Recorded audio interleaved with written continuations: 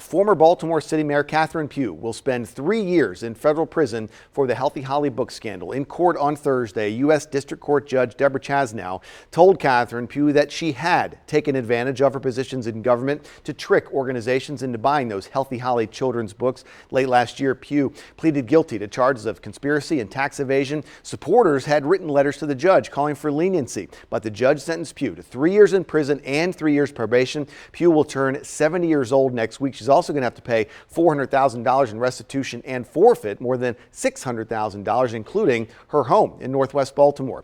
WMAR2 News' Dave Detling was at the federal courthouse in downtown Baltimore and spoke to Catherine Pugh as she left the courthouse. I got to get my health together. I'm sorry? I'm focused on my health. Focused on your health right now. You talked about your family. What have your brothers said to you right now? We love you. We love you. Fresh from sentencing for her mastermind role in the Healthy Holly children's book scandal involving fraud, conspiracy, and tax evasion, former Baltimore City Mayor Catherine Pugh had unwavering support despite her criminal dealings. In the letter that I wrote that some period of incarceration was appropriate, but I also thought that a period of community service was also in order. Personally, I think it's a lot. I think she could do better off doing some type of community service or something that could help, and everything. But I guess we just have to deal with that. A federal judge handed down the 3-year sentence after 2.5 hours of attorneys talking.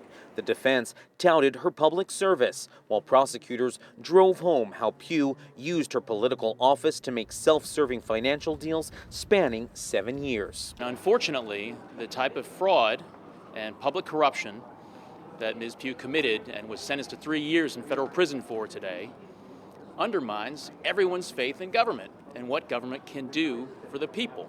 Despite Pugh's own tears inside court where our cameras were not allowed, outside she was calm, asking once again for the city's forgiveness, adding she's ready to pay the price for her poor decisions. I came from parents who taught us right from wrong. I know the 10 Commandments.